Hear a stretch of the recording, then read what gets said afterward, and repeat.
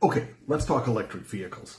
In the early 1970s, my dad, who worked for Wisconsin Power and Light, brought home from work one of the ugliest cars I'd ever seen. It was a low-slung yellow thing with a vinyl interior. Oh, and it was 100% electric. That's right, EVs have been around for a long time. Of course, the technology has advanced dramatically since then. The yellow monster had a trunk full of old-school lead-acid batteries. So a rear-end collision would have been pretty ugly, I would think. Fast forward to 2011, global production had begun on the fully electric Nissan Leaf, if you recall, and the plug-in hybrid Chevy Volt. Today, Tesla leads a gaggle of EV offerings, largely in response to the Biden EPA's pending 49 miles per gallon fleet-wide average for manufacturers by 2026. Not sure that'll stay. We'll see. Look, in general, I'm not a fan of the government putting its finger on the scale of manufacturing, and judging by the number of EVs sitting unsold on dealer lots, despite $7,500 tax credits, neither are car buyers. Let me be clear, I'm not against EVs. I just believe if they're good as their proponents claim they are, let the market decide. Let demand grow organically. Why should taxpayers have to incentivize someone to buy a certain car? Answer, we shouldn't.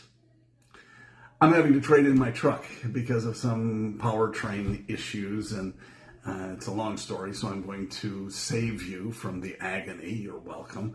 But I considered a battery electric vehicle, a BEV pickup, to replace it because the lease payment was almost ridiculously low.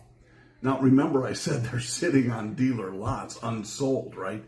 But we instead decided to go with a smaller SUV because the pickup wasn't going to fit in the garage. That sounds a lot like first world problems, doesn't it? Well, the point is, I would consider owning a BEV. However, I would be much more likely to consider perhaps going with like a hybrid, a plug-in hybrid, or as they call them, a PHEV. For some people, though, a BEV is a perfect solution. Driving range might not be an issue. They can plug them in at home at the end of the day if they like, and they're not concerned about the grid's viability in their area. That's fine. Now, I believe today's EVs are best suited, though, as third vehicles for most Americans, especially given people's range anxiety, charging challenges, plus weather and road trip concerns. And let's mostly dodge the political landscape for now. We could easily get into a conversation about EVs versus ICE or internal combustion engines and which is really better for the environment. But I digress. Maybe we'll tackle that in a later Motorhead Chef Talks episode. So, enough about me though. Let's talk about you. Do you own an EV? Would you ever own one? Let us know in the comments.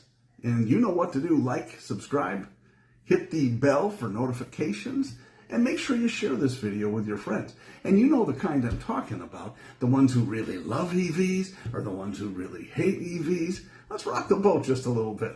I'll look forward to seeing you on the next one, and I'll talk to you soon.